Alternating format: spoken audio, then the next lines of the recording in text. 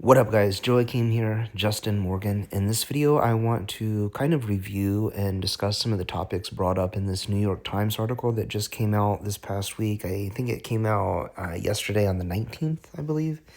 I might be wrong about that, but in the last couple of days, this article has made an appearance.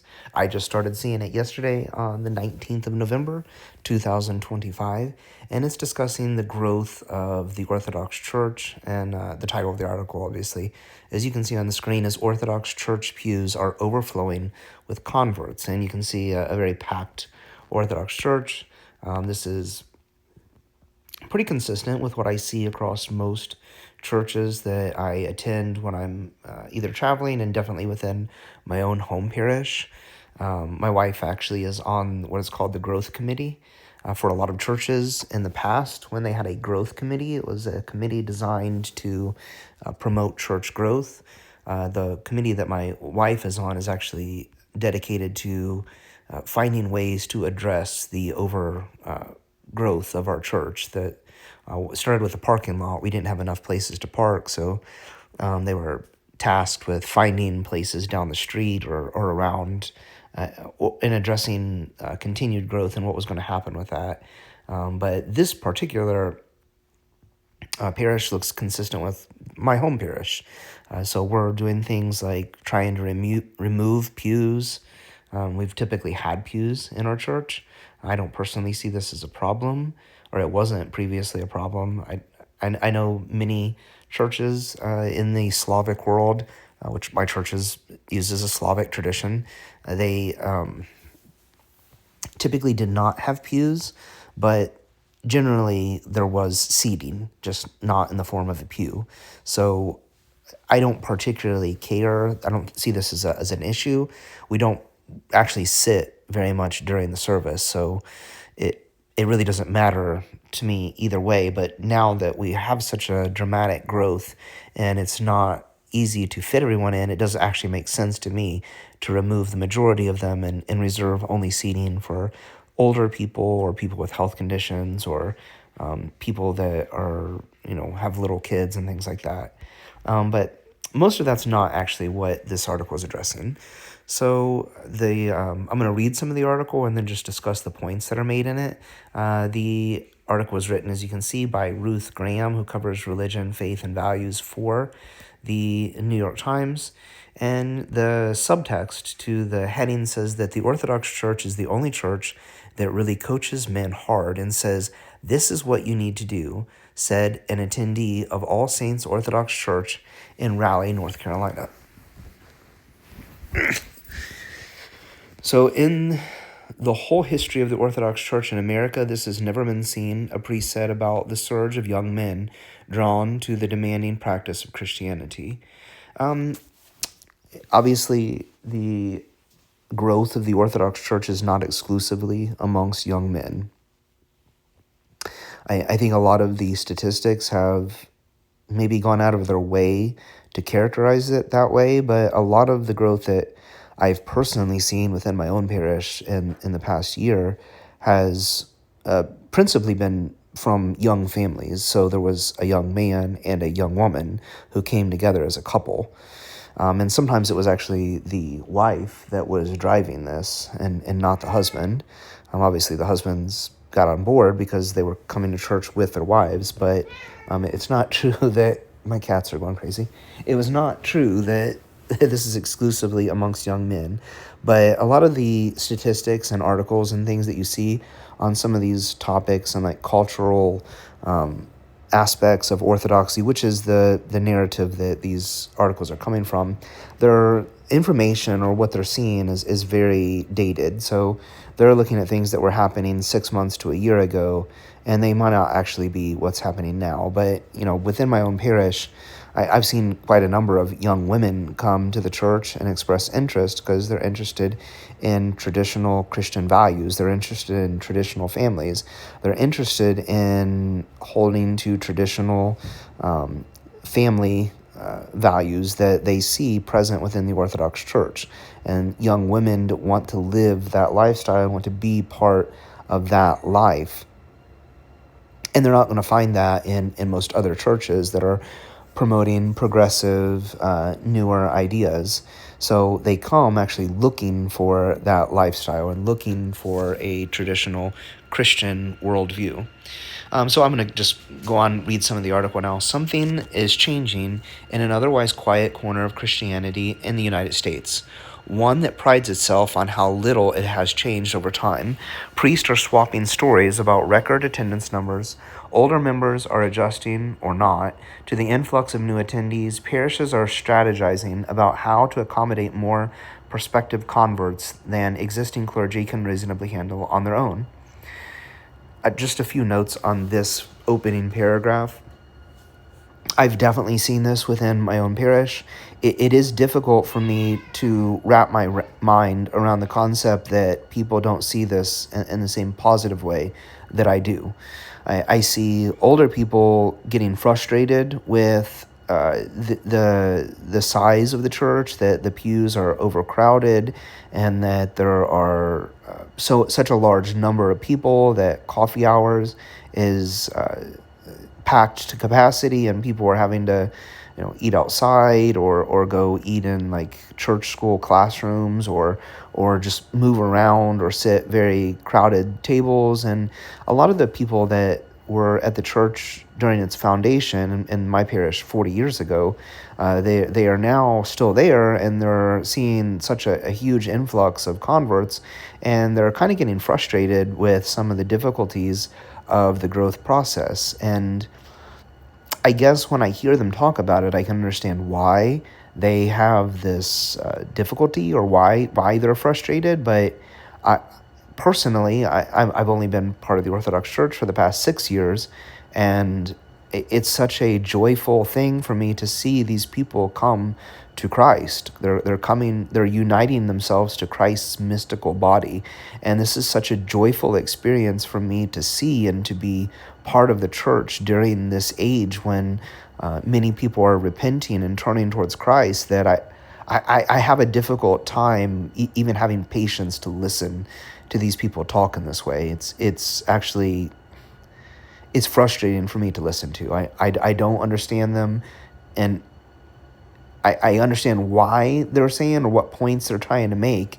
I don't understand the hardness of their hearts, and that they have a difficult time seeing the beauty of this experience that we're having right now. I'm going to continue with the article. Across the country, the ancient tradition of Orthodox Christianity is attracting energetic new adherents, especially among conservative young men. They are drawn to what they describe as a more demanding, even difficult practice of Christianity, echoing some of the rhetoric of the so-called manosphere. It frustrates me when people bring up some of these topics of, like, they take modern political ideologies and they try to superimpose it onto an ancient faith. Many centuries, couple millennia before there was discussions of online topics like the manosphere, or of other aspects of modern culture, or any of these things, that the Orthodox Church was present. And so trying to take the modern concepts or these modern terms and superimpose it onto what it accurately calls an ancient tradition is self-defeating at its onset. I think that it's a bit silly and short-sighted. The author of the article obviously is influenced by these New Age modernist concepts and the intertwining of political, cultural, and theological ideas all into one thing, which some of that I agree with. Those are intertwined, but they're using the modernist political ideology as their worldview, as their framework, and then trying to see how orthodoxy can be inserted in that, or where it fits into that view, which is why they address it this way. That is the opposite of the way Orthodox Christians would look at this, or any Orthodox person historically that is attempting to honor and follow Christ and be part of the church would have understood this. We do not take orthodoxy and try to insert it into our cultural and political worldview. It is orthodoxy which is our worldview, and our culture and our politics and in whatever aspects of life that we lead are governed first and foremost by our orthodoxy, and then however our culture and however our political ideas and our government and things like that, however they fit into the worldview of orthodoxy, is best suited to what's appropriate to that. That's looked different regionally or based on local customs, but yeah, I mean, just the idea of saying like, well, this is an ancient tradition and let's see how this can fit into our modern political world. Like that's the wrong mindset to take at the onset, which is why this person, when in writing the article, they pervert some of the ideas that I think they attempt to address and look at. There's a few quotes from different things. It gets into a part about using the term orthobro, and I get some of the concepts that they bring up with. It does a lot about this idea of masculinity and appealing to young men. As we get towards the end of the article, I think they start to address this as a very bad thing. Throughout most of the article, they were actually very neutral on it, and I didn't disagree with a lot of their points. Orthodoxy appeals to the masculine soul, says Josh Elkins, a student of North Carolina State University who is chatting with other young men. I would agree with that. I think that it applies to the masculine soul, and then it also applies to the feminine soul. It applies to everyone. So young men, what I actually think is going on in this is that we live in a very feminist dominant world. And so if something is both masculine and feminine, then feminists look at this and say this is for men and men alone, whereas it's actually not. That's not true. It's actually gender appropriate to both sexes. It has both feminine and masculine qualities, and so women that come to the Orthodox Church will find correction and find beauty and joy in the natural building up of feminine values, of things that are appropriate and appropriately understood as the feminine nature, whereas young men will find this in the promotion of their a godly masculine nature. But I think that if your whole worldview is framed around promoting feminist ideology, and then you see that masculinity is promoted in a positive way, and that the church, or the Orthodox Church at least, promotes masculine traits, masculine characteristics as good, as wholesome, as godly, then then you might see a problem with that. That is not a problem with Orthodox Christianity, though. That is a problem with the modernist feminist world that attempts to subvert and portray masculine characteristics as something that is negative and bad. So I will leave that what it is. Agree or disagree. I said what I said, and I think that it's true. Continuing on, the Orthodox Church is the only church that really coaches men hard and says, this is what you need to do. Yes, I agree to some degree with this. The Orthodox Church has fasting rules. It has a prayer rule. It has things that you should follow. This is, they're very, I wouldn't say they're easy to follow, but they're possible. When I was a Protestant, and the idea of fasting was like you went on maybe a water fast, and then and you didn't eat at all. And then when I came to the Orthodox Church, the first time I heard there was going to be a 40-day fast, I about lost my mind. My jaw hit the ground. But then when I understood you're actually permitted to eat, certain foods during the day, and that it's not a 40-day water fast, then I was like, okay, we're eating, bread, beans, lentils, potatoes, other legumes, and other nuts and seeds, and whole plant foods, and maybe fish on some days, and that it's not a full fast of eating nothing, then I was like, okay, I can do this. This is possible. When I initially heard it and thought that we wouldn't be having anything for 40 days except for water, I about lost my mind. But anyway, so that was that, and then prayer and the weekly things. These are things that, as an Orthodox Christian, you begin to see as necessary for the building up of our spiritual lives. Christ did not say that if you fast; he said when you fast. So there is an expectation amongst the prophets, amongst the law, and amongst the New Testament writers that Christians will fast. So fasting is a natural part of the church, and it should be. And in the Orthodox Church, we have the ancient tradition of Second Temple Judaism, and it has carried on throughout the church since that time. So the weekly prayers, the cycle of liturgical services, the fasting practices that we have, they promote these ideas, and they're not specific to men, though. I guess that's where I would disagree with some of the way that this article characterizes this, or that even the people that they attempt to interview in it, I think, mischaracterized some of these things like fasting and the lifestyle of the Orthodox Christian as being uniquely masculine. These are not uniquely masculine qualities. The fasting and prayer rules and liturgical cycle of the church has nothing specific to men. It is both masculine and feminine, and that is where I think I would disagree with this article in some ways. And I don't know if it's the author characterizing the church's practices this way, or if it's just the people that she actually interviewed in it that are portraying it this way. But yeah, I'll leave that at that. The Divine Liturgy is just one aspect of Orthodox faith and practice that is unfamiliar to many Americans, including other Christians.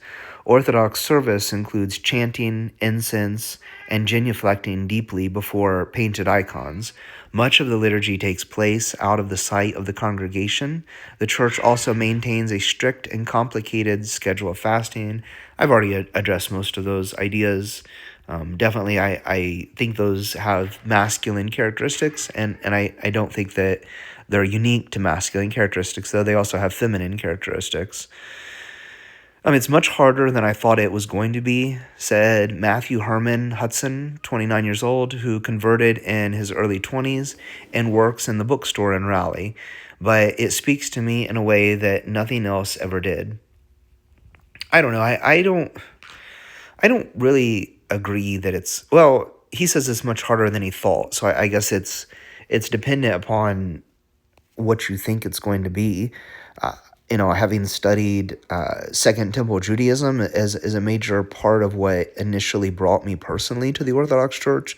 When I hear somebody talk about the difficulties of Christian life in the modern world, I don't necessarily agree that it's that difficult. I have a daily prayer rule that I follow, but it's very humble compared to like monks or someone. So a lot of my research and study entailed going into monastic rules and understanding that as a daily cycle of life and prayer and pursuit of Christ. So by comparison, the life that I lead as a layperson is very, very simple. I don't want to say that I follow the way of prayer or whatever, the prayer rule that everyone should follow, but we're talking like 10 minutes of prayer in the morning and maybe 15 or to 20 minutes of prayer and scripture reading in the evening, and that is the majority of the prayers that I will say on a non-church going day. If I go to Vespers, then the evening prayers might be more like 30 minutes because that's about how long the Vesper service is. And obviously, if I go to Divine Liturgy on Sunday, then it's going to be probably like an hour and a half or whatever, however long it takes. I think that's about the length of time it takes. But these are not difficult things, I don't think. I usually characterize the fasting and prayer rules of the church as very accommodating. Like they're not difficult. They have just the right amount of difficulty so that you push yourself to do those things, and they allow you to have consistent spiritual growth if you do them every day. So for me personally, in the morning, that includes praying from the Psalter and saying morning prayers, and in the evening that includes saying some basic evening prayers while also reading from the scripture and the lectionary and reading from the lives of the saints. And that's why, it's 10 minutes or so in the morning, 15 to 20 minutes in the evening, and that's it. So we're talking maybe a half hour or so of prayer per day. Anyway, I kind of want to get in this article down to the part of the article that discusses the orthobros, because this is an area that I think is that I wanted to touch on in this video, and I'm not sure where exactly she gets into it. I had kind of a discussion about it with when I originally saw this article. It was not able to be. It was behind a paywall in the New York Times, so I wasn't able to actually access the article. And the person, when they posted it, said something about the orthobros. I said, "Don't be an orthobro," and I was maybe a little bit defensive, only because I think people have used this comment to describe some of the. If I've disagreed with people on things related to the teachings of the church in the past, they accuse me of being an orthobro, which I found amusing. But that actually came up on why I characterized the discussion the way that I did in my response to that person.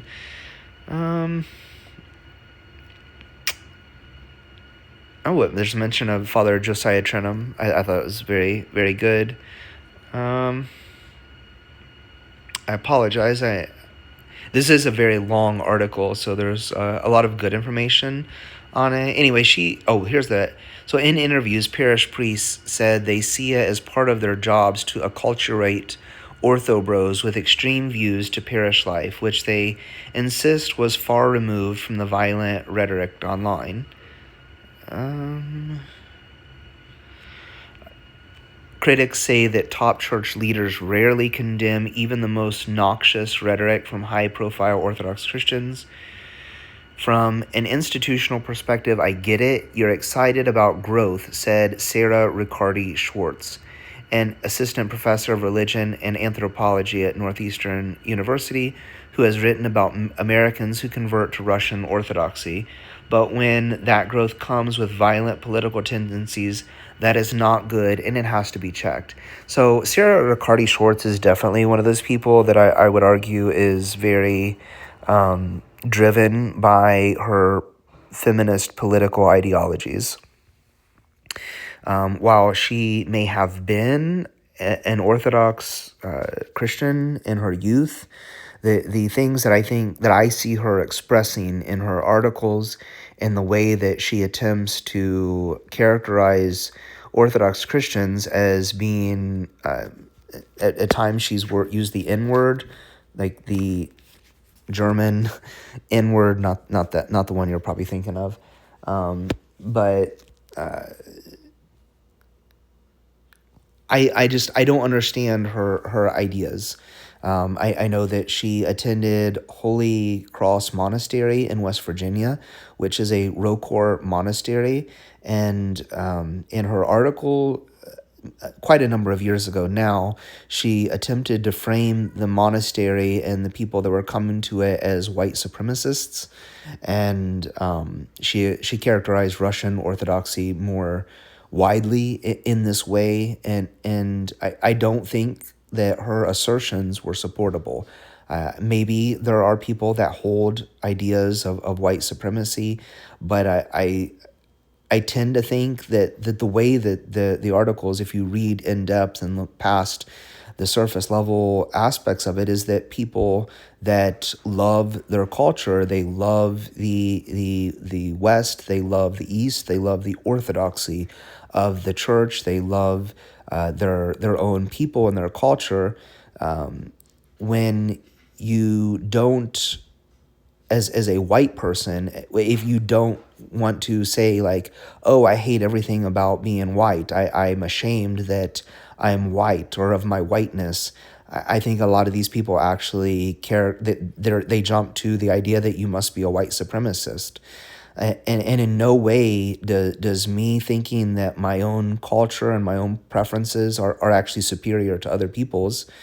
Maybe their cultures are fine for them. I don't care. That has nothing to do with me. I don't care if somebody's culture, if they love their culture. Good for them. I'm happy for them. But I'm not going to like back down and say like, oh, I'm ashamed of to be a European person, or I'm ashamed to be a white person. I'm not. I'm pretty happy with it. I think it's great. So I think that, however, I think that a lot of her ideas and the things that she expresses and the reason she writes talking about white supremacy in the Orthodox Church is because she sees people that are not ashamed to be white. They're not ashamed of the values of Russian values as it applies in an Orthodox Christian concept.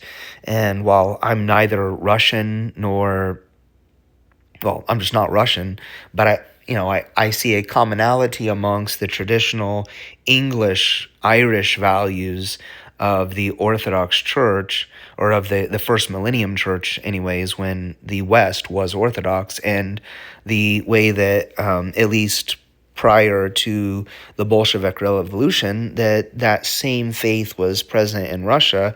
Like these are not very dissimilar. So modern Russians may not have the same ideas as pre-Bolshevik Russians did. They've had to live through a very horrific time of the Bolshevik Revolution and the rise of the communist regime, which subverted and persecuted the Russian people and the Orthodox Church in particular.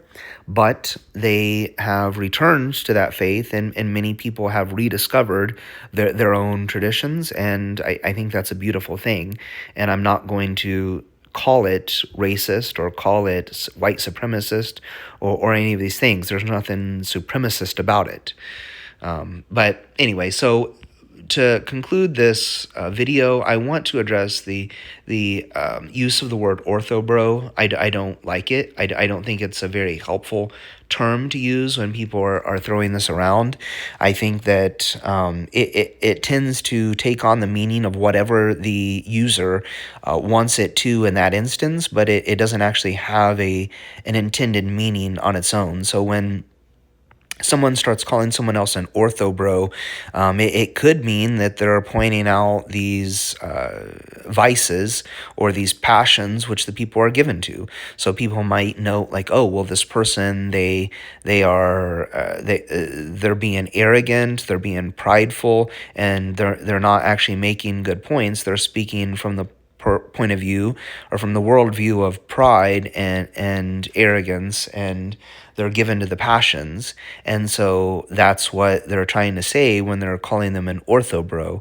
Well, if that's what you're trying to say, though, the church already has terms for that. The church calls it vainglory. The church calls it being given to the passions. The church calls it pride and sin. So refer to it as those things. Identify what exactly it is that you disagree with a person. Address their comments, address their assertions, but just getting mad and calling them an orthobro is no less vainglory and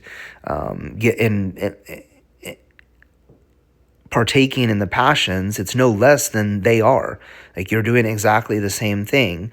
And then what I also see, which bothers me personally, is that a lot of times the people use orthobro because they don't actually want to address the comments that are being made. So if an Orthodox Christian person, particularly an Orthodox Christian male in this case, is making strong points about some aspect of theology or the teachings of the church, or why they've chosen to be an Orthodox Christian as opposed to a heterodox Christian, and the person doesn't like this, or they don't like the way that they're making the argument, or they don't like that, they will resort to saying, well, you're an orthobro, or they don't like the orthobros. and it's a way of shutting down the conversation or ending communication as just writing off what the person says without actually addressing their comments or addressing their arguments or criticisms. So in that case, like, it's kind of like when you're in elementary school and someone makes a comment that you don't like, and your response is to say, "Well, you're dumb." Like that's not a response. That's immature, and it doesn't actually address the issue. So I see it on both sides. I see where there are people that they're calling these people orthobros, and it means that they are participating in passions, and they are unruly, and they are given over to their own emotions, and this is not good. This is not part of the spiritual life of an Orthodox Christian. But then I also see it the other way, where where young men are making strong, valid points from an Orthodox Christian worldview, and for whatever reason, someone else doesn't like it, and their response is to write them off as a quote unquote orthobro, because they're not able to actually refute or address the actual issues that are being brought up. So overall, I think it's a very good article. Some of the points towards the end there, where it gets into Sarah Riccardi-Schwartz and addressing those things, I think that it takes an odd turn that's out of place with the rest of the article. It feels like those are just inserted without any real context to them, or I wouldn't say they don't have context, but it kind of gets off the topic of the growth of the Orthodox Church and some of these ideas. So you guys take it easy, and I'll talk to you in another video coming very soon.